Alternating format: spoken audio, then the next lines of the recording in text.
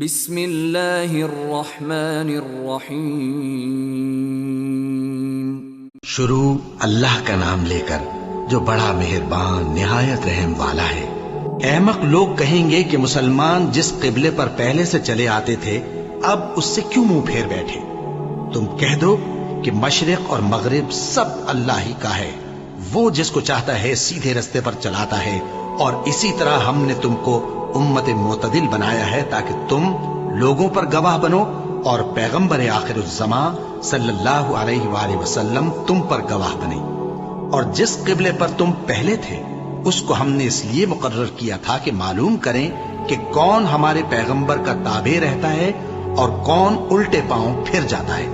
اور یہ بات یعنی تحویل قبلہ لوگوں کو گراں معلوم ہوئی، مگر جن کو اللہ نے ہدایت بخشی ہے وہ اسے گراں نہیں سمجھتے، اور اللہ ایسا نہیں کہ تمہارے ایمان کو یوں ہی ضائع کر دے۔ اللہ تو لوگوں پر بڑا مہربان ہے، صاحب رحمت ہے۔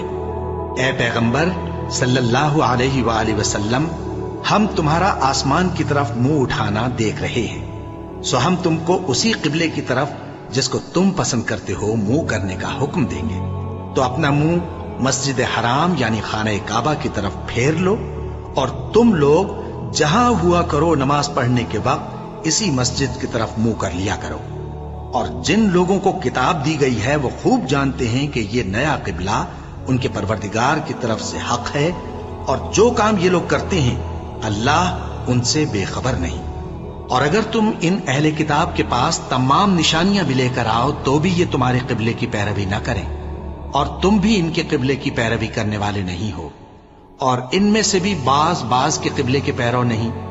اور اگر تم باوجود اس کے کہ تمہارے پاس علم یعنی اللہ کا حکم آ چکا ہے ان کی خواہشوں کے پیچھے چلو گے تو ظالموں میں ہو جاؤ گے۔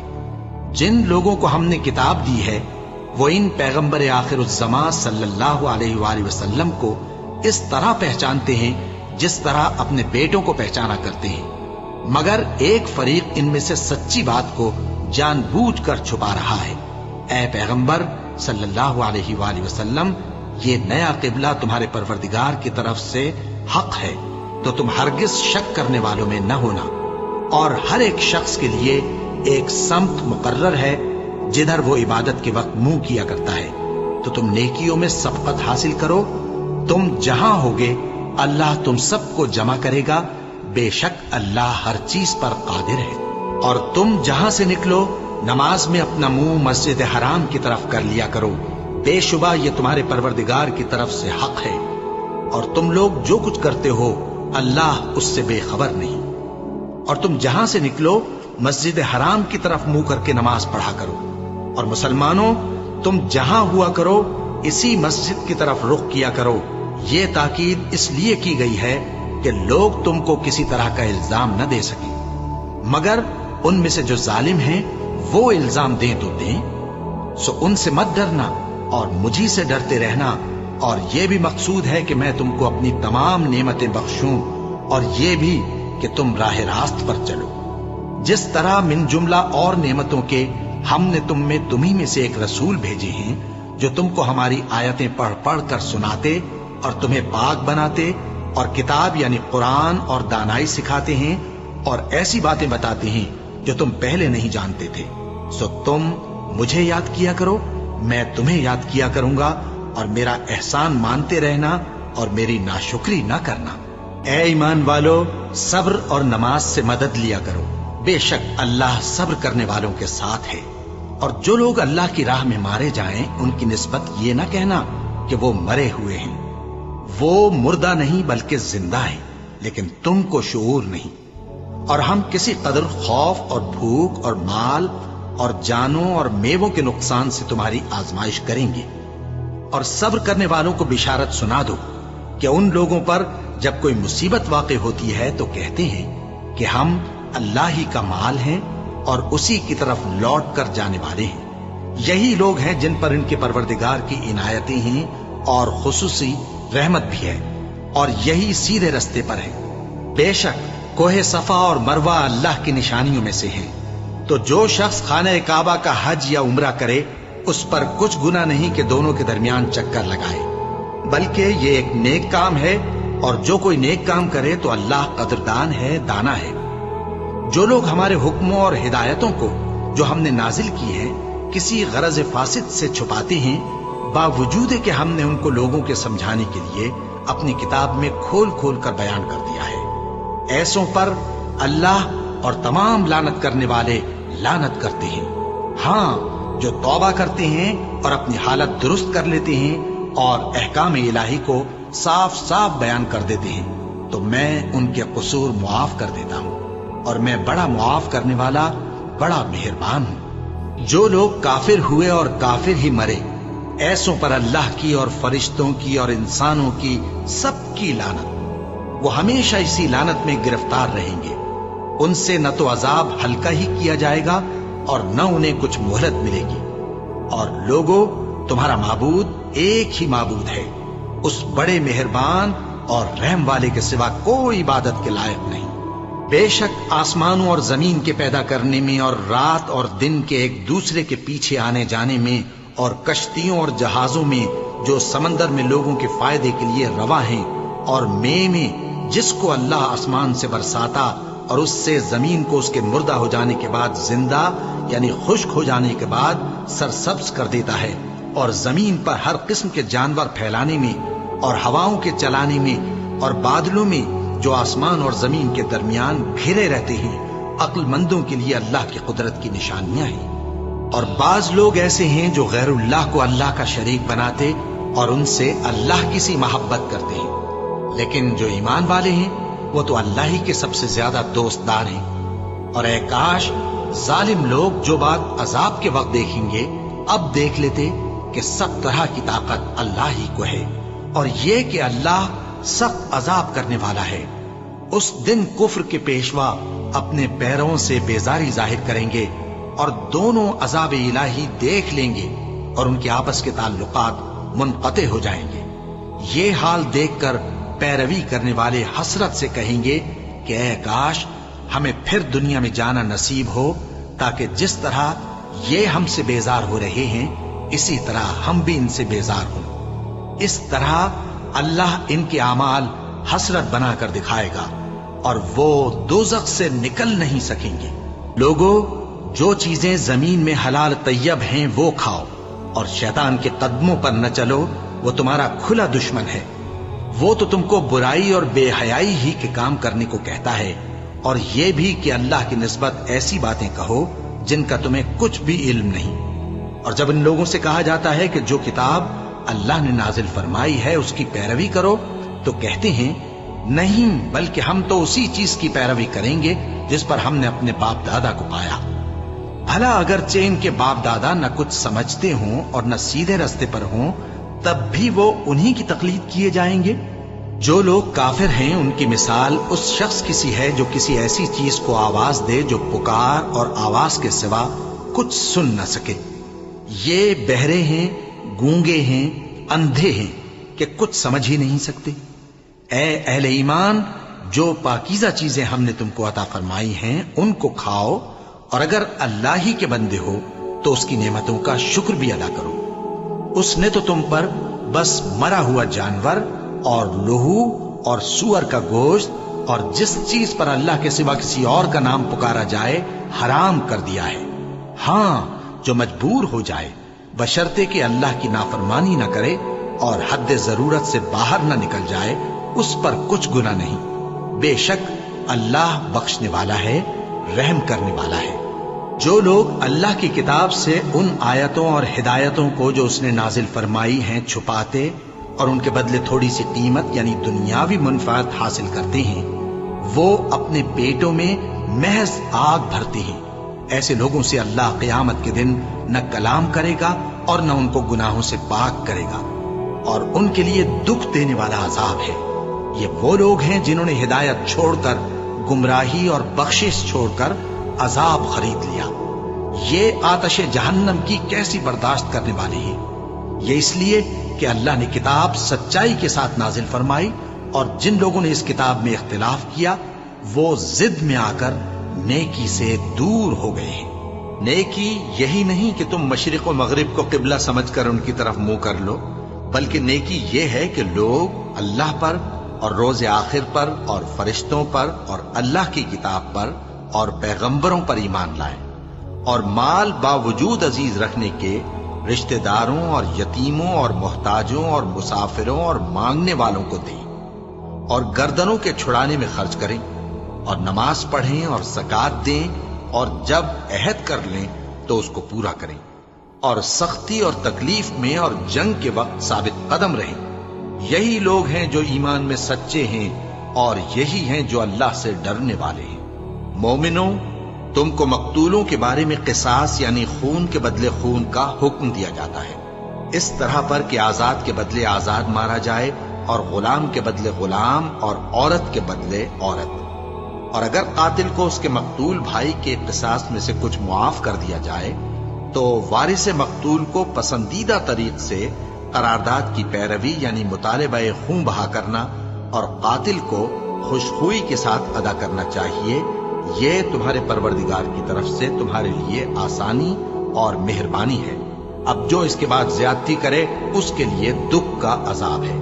اور اے اہل عقل، حکم قصاص میں تمہاری زندگانی ہے کہ تم قتل و خونریزی سے بچو۔ تم پر فرض کیا جاتا ہے کہ جب تم میں سے کسی کو موت کا وقت آ جائے تو اگر وہ کچھ مال چھوڑ جانے والا ہو تو ماں باپ اور رشتہ داروں کے لیے دستور کے مطابق وصیت کر جائے۔ اللہ سے ڈرنے والوں پر یہ ایک حق ہے۔ پھر جو شخص وصیت کو سننے کے بعد اس کو بدل ڈالے تو اس کے بدلنے کا گناہ انہی لوگوں پر ہے جو اس کو بدلے، اور بے شک اللہ سنتا جانتا ہے۔ اب اگر کسی کو وصیت کرنے والے کی طرف سے کسی وارث کی طرفداری یا حق تلفی کا اندیشہ ہو تو اگر وہ وصیت کو بدل کر وارثوں میں صلح کرا دے تو اس پر کچھ گناہ نہیں، بے شک اللہ بخشنے والا ہے، رحم والا ہے۔ مومنوں، تم پر روزے فرض کیے گئے ہیں جس طرح تم سے پہلے لوگوں پر فرض کیے گئے تھے تاکہ تم پرہیزگار بنو۔ روزوں کے دن گنتی کے چند روز ہیں، تو جو شخص تم میں سے بیمار ہو یا سفر میں ہو تو دوسرے دنوں میں روزوں کا شمار پورا کر لے۔ اور جو لوگ روزہ رکھنے کی طاقت رکھیں لیکن رکھیں نہیں، وہ روزے کے بدلے محتاج کو کھانا کھلا دیں۔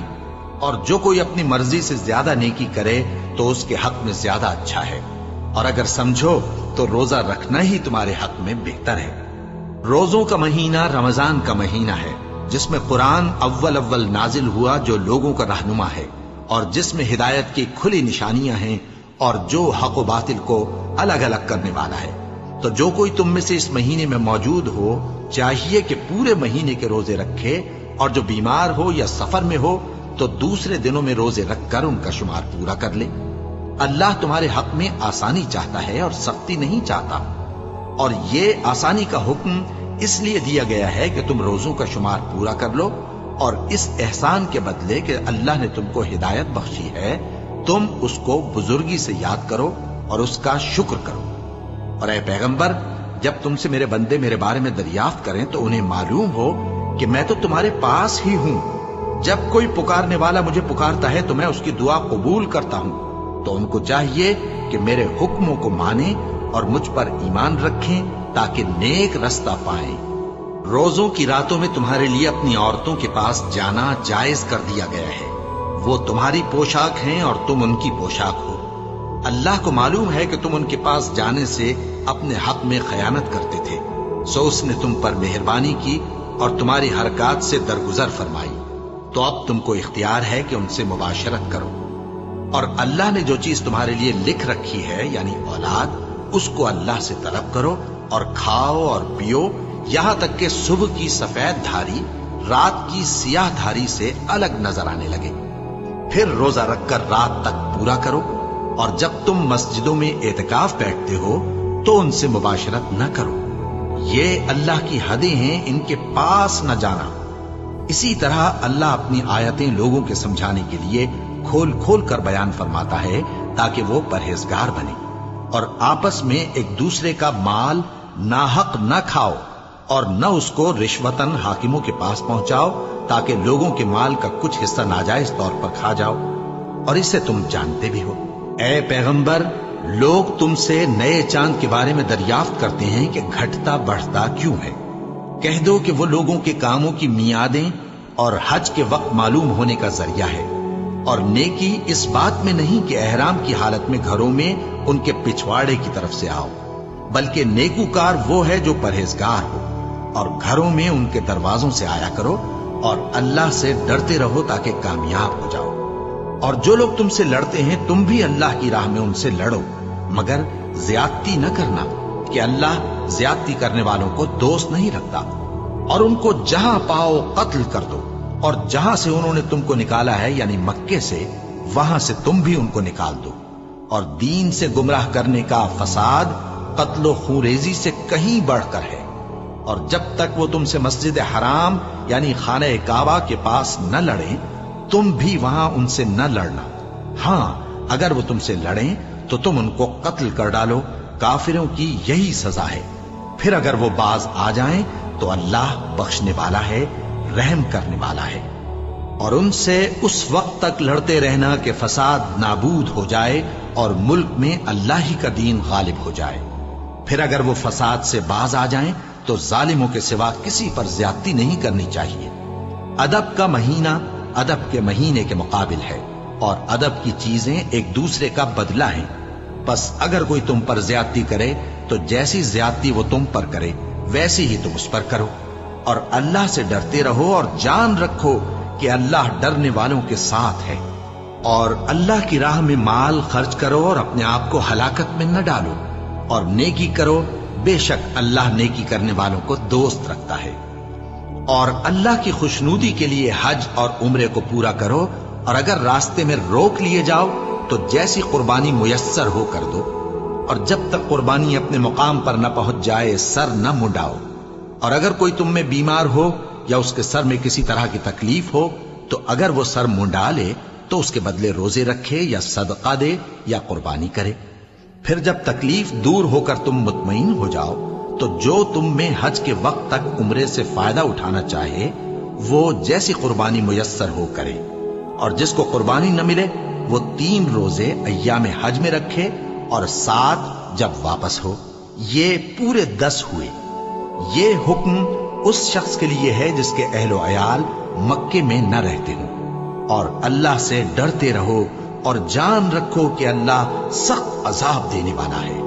حج کے مہینے معین ہیں جو معلوم ہیں، تو جو شخص ان مہینوں میں حج کی نیت کر لے تو حج کے دنوں میں نہ عورتوں سے اختلاط کرے، نہ کوئی برا کام کرے اور نہ کسی سے جھگڑے۔ اور جو نیک کام تم کرو گے وہ اللہ کو معلوم ہو جائے گا۔ اور زاد راہ یعنی رستے کا خرچ ساتھ لے جاؤ، کیونکہ بہترین زاد راہ پرہیزگاری ہے۔ اور اے اہل عقل مجھی سے ڈرتے رہو، اس کا تمہیں کچھ گناہ نہیں کہ حج کے دنوں میں بذریعہ تجارت اپنے پروردگار سے روزی طلب کرو۔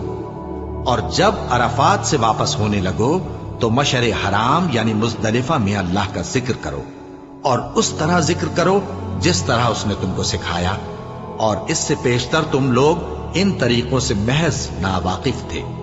پھر جہاں سے اور لوگ واپس ہوں وہیں سے تم بھی واپس ہو، اور اللہ سے بخشش مانگو، بے شک اللہ بخشنے والا ہے، رحمت کرنے والا ہے۔ پھر جب حج کے تمام ارکان پورے کر چکو تو مینا میں اللہ کو یاد کرو جس طرح اپنے باپ دادا کو یاد کیا کرتے تھے، بلکہ اس سے بھی زیادہ۔ اور بعض لوگ ایسے ہیں جو اللہ سے التجا کرتے ہیں کہ اے پروردگار ہم کو جو دینا ہے دنیا ہی میں دے دے، اور ایسے لوگوں کا آخرت میں کچھ حصہ نہیں۔ اور بعض ایسے ہیں کہ دعا کرتے ہیں کہ پروردگار ہم کو دنیا میں بھی نعمت عطا فرما اور آخرت میں بھی نعمت بخشیو اور دوزخ کے عذاب سے محفوظ رکھیو۔ یہی لوگ ہیں جن کے لیے ان کے کاموں کا حصہ یعنی اجر نیک تیار ہے، اور اللہ جلد حساب لینے والا ہے۔ اور قیام منا کے دنوں میں جو گنتی کے دن ہیں اللہ کو یاد کرو۔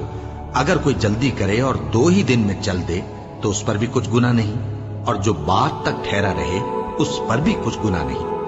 یہ باتیں اس شخص کے لیے ہیں جو اللہ سے ڈرے، اور تم لوگ اللہ سے ڈرتے رہو اور جان رکھو کہ تم سب اس کے پاس جمع کیے جاؤ گے۔ اور کوئی شخص تو ایسا ہے جس کی گفتگو دنیا کی زندگی میں تم کو دلکش معلوم ہوتی ہے، اور وہ اپنے معافی ضمیر پر یعنی اس بات پر جو اس کے دل میں ہے اللہ کو گواہ بناتا ہے، حالانکہ وہ سخت جھگڑالو ہے۔ اور جب پیٹ پھیر کر چلا جاتا ہے تو زمین میں دوڑتا پھرتا ہے تاکہ اس میں فتنہ انگیزی کرے اور کھیتی کو برباد اور انسانوں اور حیوانوں کی نسل کو نابود کر دے، اور اللہ فتنہ انگیزی کو پسند نہیں کرتا۔ اور جب اس سے کہا جاتا ہے کہ اللہ سے خوف کر تو غرور اس کو گناہ میں پھنسا دیتا ہے، سو اس کو جہنم کافی ہے اور وہ بہت برا ٹھکانہ ہے۔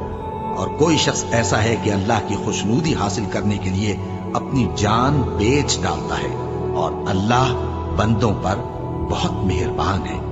مومنو، اسلام میں پورے داخل ہو جاؤ اور شیطان کے پیچھے نہ چلو، وہ تو تمہارا کھلا دشمن ہے۔ پھر اگر تم احکام روشن پہنچ جانے کے بعد لڑکھڑا جاؤ تو جان رکھو کہ اللہ غالب ہے، حکمت والا ہے۔ کیا یہ لوگ اسی بات کے منتظر ہیں کہ ان پر اللہ کا عذاب بادل کے سائبانوں میں نازل ہو اور فرشتے بھی اتر آئیں اور کام تمام کر دیا جائے؟ اور سب کاموں کا رجوع اللہ ہی کی طرف ہے۔ اے پیغمبر، بنی اسرائیل سے پوچھو کہ ہم نے ان کو کتنی کھلی نشانیاں دی، اور جو شخص اللہ کی نعمت کو اپنے پاس آنے کے بعد بدل دے تو اللہ سخت عذاب کرنے والا ہے۔ اور جو کافر ہیں ان کے لیے دنیا کی زندگی خوشنما کر دی گئی ہے اور وہ مومنوں سے تمسخر کرتی ہیں، لیکن جو پرہیزگار ہیں وہ قیامت کے دن ان سے اوپر ہوں گے۔ اور اللہ جس کو چاہتا ہے بے حساب رزق دیتا ہے۔ پہلے تو سب لوگوں کا ایک ہی مذہب تھا، لیکن وہ آپس میں اختلاف کرنے لگے تو اللہ نے ان کی طرف بشارت دینے والے اور ڈر سنانے والے پیغمبر بھیجے اور ان پر سچائی کے ساتھ کتابیں نازل کی تاکہ جن امور میں لوگ اختلاف کرتے تھے ان کا ان میں فیصلہ کر دے۔ اور اس میں اختلاف بھی انہی لوگوں نے کیا جن کو کتاب دی گئی تھی، باوجود کہ ان کے پاس کھلے ہوئے احکام آ چکے تھے، اور یہ اختلاف انہوں نے صرف آپس کی ضد سے کیا۔ تو جس امر حق میں وہ اختلاف کرتے تھے اللہ نے اپنی مہربانی سے مومنوں کو اس کی راہ دکھا دی، اور اللہ جس کو چاہتا ہے سیدھا رستہ دکھا دیتا ہے۔ کیا تم یہ خیال کرتے ہو کہ یوں ہی بہشت میں داخل ہو جاؤ گے، اور ابھی تم کو پہلے لوگوں کی سی مشکلیں تو پیش آئی ہی نہیں؟ ان کو بڑی بڑی سختیاں اور تکلیفیں پہنچیں اور وہ صعوبتوں میں ہلا ہلا دیے گئے، یہاں تک کہ پیغمبر اور مومن لوگ جو ان کے ساتھ تھے سب پکار اٹھے کہ کب اللہ کی مدد آئے گی۔ دیکھو اللہ کی مدد ان قریب آیا چاہتی ہے۔ اے نبی، لوگ تم سے پوچھتے ہیں کہ اللہ کی راہ میں کس طرح کا مال خرچ کریں۔ کہہ دو کہ جو چاہو خرچ کرو، لیکن جو مال خرچ کرنا چاہو وہ درجہ بدرجہ اہل استحقاق یعنی ماں باپ کو اور قریب کے رشتہ داروں کو اور یتیموں کو اور محتاجوں کو اور مسافروں کو سب کو دو، اور جو بھلائی تم کرو گے اللہ اس کو جانتا ہے۔ مسلمانوں، تم پر اللہ کے رستے میں لڑنا فرض کر دیا گیا ہے، اور وہ تمہیں ناگوار تو ہوگا، مگر عجب نہیں کہ ایک چیز تم کو بری لگے اور وہ تمہارے حق میں بھلی ہو، اور عجب نہیں کہ ایک چیز تم کو بھلی لگے اور وہ تمہارے لیے مضر ہو، اور ان باتوں کو اللہ ہی بہتر جانتا ہے اور تم نہیں جانتے۔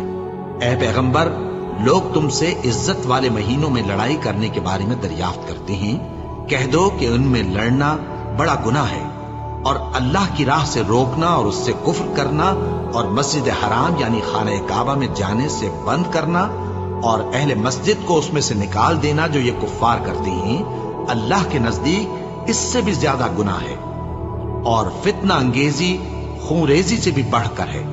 اور یہ لوگ ہمیشہ تم سے لڑتے رہیں گے، یہاں تک کہ اگر مقدور رکھیں تو تم کو تمہارے دین سے پھیر دیں، اور جو کوئی تم میں سے اپنے دین سے پھر کر کافر ہو جائے گا اور کافر ہی مرے گا تو ایسے لوگوں کے اعمال دنیا اور آخرت دونوں میں برباد ہو جائیں گے، اور یہی لوگ دوزخ میں جانے والے ہیں جس میں ہمیشہ رہیں گے۔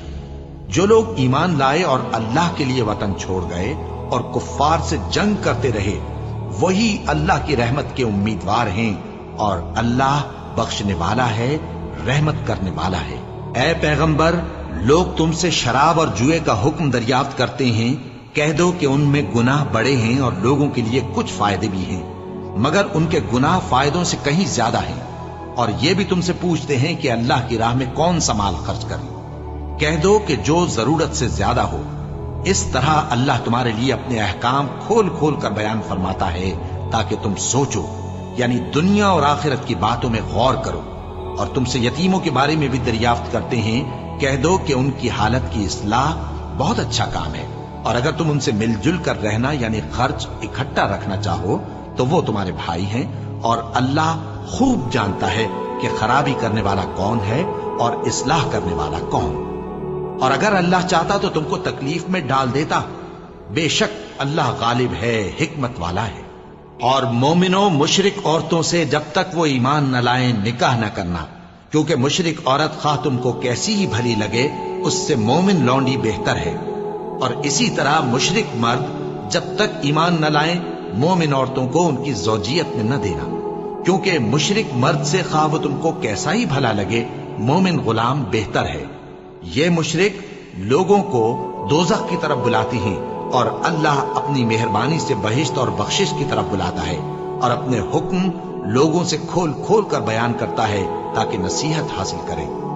और तुमसे हैज के बारे में दरियाफ्त करते हैं, कह दो वो तो नजासत है, सो अय्याम हैज में औरतों से किनारा कश रहो, और जब तक वो पाक न हो जाएं उनसे मुकारबत न करो। हाँ, जब वो पाक हो जाएं तो जिस तरीक से अल्लाह ने तुम्हें इरशाद फरमाया है उनके पास जाओ।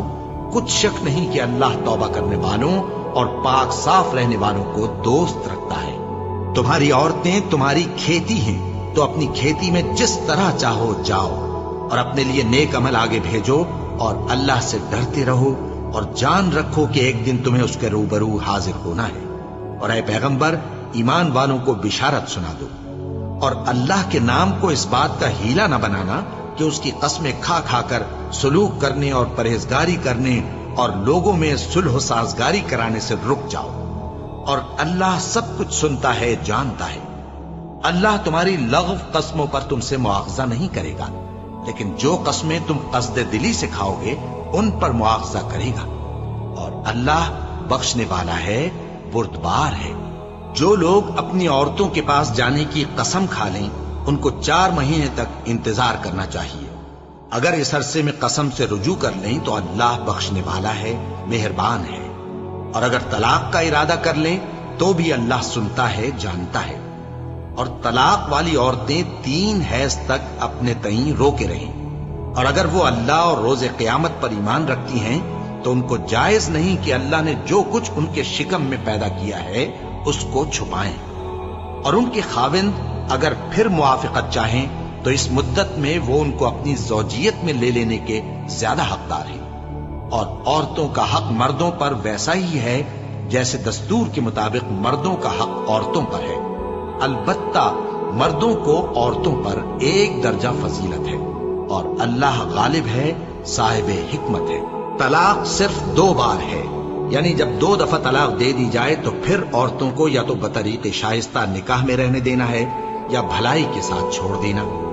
और ये जायज नहीं कि जो मेहर तुम उनको दे चुके हो उसमें से कुछ वापस ले लो। हाँ, अगर जनो शौहर को खौफ हो कि वो अल्लाह की हदों को कायम नहीं रख सकेंगे तो अगर औरत खाविंद के हाथ से रिहाई पाने के बदले में कुछ दे डाले तो दोनों पर कुछ गुनाह नहीं। ये अल्लाह की मुकर्रर की हुई हदें हैं, इनसे बाहर न निकलना। और जो लोग अल्लाह की हदों से बाहर निकल जाएंगे वो गुनाहगार होंगे। फिर अगर शौहर 2 तलाकों के बाद तीसरी तलाक औरत को दे दे तो उसके बाद जब तक औरत किसी दूसरे शख्स से निकाह न कर ले उस पहले शौहर पर हलाल न होगी। हाँ, अगर दूसरा खाविंद भी तलाक दे दे और औरत और पहला खाविंद फिर एक दूसरे की तरफ रुजू कर लें तो उन पर कुछ गुनाह नहीं, बशर्ते के दोनों यकीन करें कि अल्लाह की हदों को कायम रख सकेंगे। और ये अल्लाह की हदें हैं, इनको वो उन लोगों के लिए बयान फरमाता है जो इल्म रखते हैं। और जब तुम औरतों को 2 दफा तलाक दे चुको और उनकी इद्दत पूरी हो जाए तो उन्हें या तो हुस्न सुलूक से निकाह में रहने दो या बतरीक़े शाइस्ता रुखसत कर दो। और इस नीयत से उनको निकाह में न रहने देना चाहिए कि उन्हें तकलीफ दो और उन पर ज्यादती करो। और जो ऐसा करेगा वो अपना ही नुकसान करेगा। और अल्लाह के अहकाम को हंसी और खेल न बनाओ। और अल्लाह ने तुमको जो नेमतें बख्शी हैं और तुम पर जो किताब और दानाई की बातें नाजिल की हैं जिनसे वो तुम्हें नसीहत फरमाता है उनको याद करो और अल्लाह से डरते रहो और जान रखो कि अल्लाह हर चीज से वाकिफ है। اور جب تم عورتوں کو طلاق دے چکو اور ان کی عدت پوری ہو جائے تو ان کو اپنے شوہروں کے ساتھ جب وہ آپس میں جائز طور پر راضی ہو جائیں نکاح کرنے سے مت روکو۔ اس حکم سے اس شخص کو نصیحت کی جاتی ہے جو تم میں اللہ اور روز آخر پر یقین رکھتا ہے۔ یہ تمہارے لیے نہایت خوب اور بہت پاکیزگی کی بات ہے، اور اللہ جانتا ہے اور تم نہیں جانتے۔ اور مائیں اپنے بچوں کو پورے 2 سال دودھ پلائیں، یہ حکم اس شخص کے لیے ہے جو پوری مدت تک دودھ پلوانا چاہے، اور دودھ پلانے والی ماؤں کا کھانا اور کپڑا دستور کے مطابق باپ کے ذمے ہوگا۔ کسی شخص کو اس کی طاقت سے زیادہ تکلیف نہیں دی جاتی، تو یاد رکھو کہ نہ تو ماں کو اس کے بچے کے سبب نقصان پہنچایا جائے اور نہ باپ کو اس کی اولاد کی وجہ سے نقصان پہنچایا جائے، اور اسی طرح نان و نفقہ بچے کے وارث کے ذمے ہے۔ اور اگر دونوں یعنی ماں باپ آپس کی رضامندی اور صلاح سے بچے کا دودھ چھڑانا چاہیں تو ان پر کچھ گناہ نہیں، اور اگر تم اپنی اولاد کو دودھ پلوانا چاہو تو تم پر کچھ گناہ نہیں، بشرطے کہ تم دودھ پلانے والیوں کو دستور کے مطابق ان کا حق جو تم نے دینا کیا تھا دے دو۔ اور اللہ سے ڈرتے رہو اور جان رکھو کہ جو کچھ تم کرتے ہو اللہ اس کو دیکھ رہا ہے۔ اور جو لوگ تم میں سے مر جائیں اور عورتیں چھوڑ جائیں تو وہ عورتیں 4 مہینے اور 10 دن اپنے آپ کو روکے رہیں، اور جب یہ عدت پوری کر چکیں اور اپنے حق میں پسندیدہ کام یعنی نکاح کر لیں تو تم پر کچھ گناہ نہیں، اور اللہ تمہارے سب کاموں سے واقف ہے۔ اگر تم اشارے کنائے میں عورتوں کو نکاح کا پیغام بھیجو یا نکاح کی خواہش کو اپنے دلوں میں مخفی رکھو تو تم پر کچھ گناہ نہیں۔ اللہ کو معلوم ہے کہ تم ان سے نکاح کا ذکر کرو گے، مگر ایام عدت میں اس کے سوا کے دستور کے مطابق کوئی بات کہہ دو، پوشیدہ طور پر ان سے قول و قرار نہ کرنا، اور جب تک عدت پوری نہ ہو لے نکاح کا پختہ ارادہ نہ کرنا۔ اور جان رکھو کہ جو کچھ تمہارے دلوں میں ہے اللہ کو سب معلوم ہے، تو اس سے ڈرتے رہو اور جان رکھو کہ اللہ بخشنے والا ہے، حلم والا ہے۔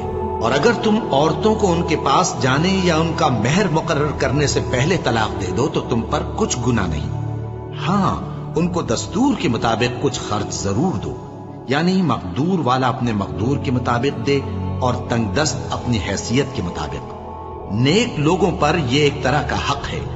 اور اگر تم عورتوں کو ان کے پاس جانے سے پہلے طلاق دے دو لیکن مہر مقرر کر چکے ہو تو آدھا مہر دینا ہوگا۔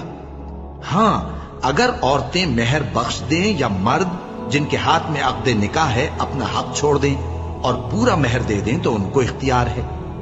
اور اگر تم مرد لوگ ہی اپنا حق چھوڑ دو تو یہ پرہیزگاری کی بات ہے، اور آپس میں بھلائی کرنے کو فراموش نہ کرنا۔ کچھ شک نہیں کہ اللہ تمہارے سب کاموں کو دیکھ رہا ہے۔ مسلمانوں، سب نمازیں خصوصاً بیچ کی نماز یعنی نماز عصر پورے اہتمام کے ساتھ ادا کرتے رہو اور اللہ کے آگے ادب سے کھڑے رہا کرو۔ پھر اگر تم خوف کی حالت میں ہو تو پیادے یا سوار جس حال میں ہو نماز پڑھ لو۔ پھر جب امن و اطمینان ہو جائے تو جس طریق سے اللہ نے تم کو سکھایا ہے جو تم پہلے نہیں جانتے تھے اللہ کو یاد کرو۔ اور جو لوگ تم میں سے مر جائیں اور عورتیں چھوڑ جائیں وہ اپنی عورتوں کے حق میں وصیت کر جائیں کہ ان کو 1 سال تک خرچ دیا جائے اور گھر سے نہ نکالی جائے۔ ہاں اگر وہ خود گھر سے چلی جائیں اور اپنے حق میں پسندیدہ کام یعنی نکاح کر لیں تو تم پر کچھ گناہ نہیں، اور اللہ زبردست ہے، حکمت والا ہے۔ اور مطلقہ عورتوں کو بھی دستور کے مطابق نان و نفقہ دینا چاہیے، پرہیزگاروں پر یہ بھی حق ہے۔ اسی طرح اللہ اپنے احکام تمہارے لیے بیان فرماتا ہے تاکہ تم سمجھو۔ بھلا تم نے ان لوگوں کو نہیں دیکھا جو شمار میں ہزاروں ہی تھے اور موت کے ڈر سے اپنے گھروں سے نکل بھاگے تھے؟ تو اللہ نے ان کو حکم دیا کہ مر جاؤ، پھر ان کو زندہ بھی کر دیا۔ کچھ شک نہیں کہ اللہ لوگوں پر مہربانی رکھتا ہے، لیکن اکثر لوگ شکر نہیں کرتے۔ اور مسلمانوں، اللہ کی راہ میں جہاد کرو اور جان رکھو کہ اللہ سب کچھ سنتا ہے، سب کچھ جانتا ہے۔ کون ہے کہ اللہ کو قرض حسنہ دے کہ وہ اس کے بدلے اس کو کئی گنا زیادہ دے گا؟ اور اللہ ہی روزی کو تنگ کرتا اور وہی اسے کشادہ کرتا ہے، اور تم اسی کی طرف لوٹ کر جاؤ گے۔ بھلا تم نے بنی اسرائیل کی ایک جماعت کو نہیں دیکھا جس نے موسیٰ کے بعد اپنے پیغمبر سے کہا کہ آپ ہمارے لیے ایک بادشاہ مقرر کر دیں تاکہ ہم اللہ کی راہ میں جہاد کریں؟ پیغمبر نے کہا کہ اگر تم کو جہاد کا حکم دیا جائے تو ایسا تو نہیں کہ لڑنے سے پہلو دہی کرو؟ وہ کہنے لگے کہ ہم اللہ کی راہ میں کیوں نہ لڑیں گے جبکہ ہم وطن سے خارج اور بال بچوں سے جدا کر دیے گئے۔ پھر جب ان کو جہاد کا حکم دیا گیا تو چند اشخاص کے سوا سب پھر گئے، اور اللہ ظالموں سے خوب واقف ہے۔ اور پیغمبر نے ان سے یہ بھی کہا کہ اللہ نے تم پر طالوت کو بادشاہ مقرر فرمایا ہے۔ وہ بولے کہ اسے ہم پر بادشاہی کا حق کیوں کر ہو سکتا ہے؟ اس سے بڑھ کر بادشاہی کے مستحق تو ہم ہیں، اور اس کے پاس تو بہت سی دولت بھی نہیں۔ پیغمبر نے کہا کہ اللہ نے اس کو تم پر فضیلت دی ہے اور بادشاہی کے لیے منتخب فرمایا ہے۔ اس نے اسے علم بھی بہت سا بخشا ہے اور تن و توش بھی بڑا عطا کیا ہے، اور اللہ کو اختیار ہے جسے چاہے بادشاہی بخشے، وہ بڑا کشائش والا ہے، دانا ہے۔ اور پیغمبر نے ان سے کہا کہ ان کی یعنی طالوت کی بادشاہی کی نشانی یہ ہے کہ تمہارے پاس وہ صندوق آئے گا جس کو فرشتے اٹھائے ہوئے ہوں گے۔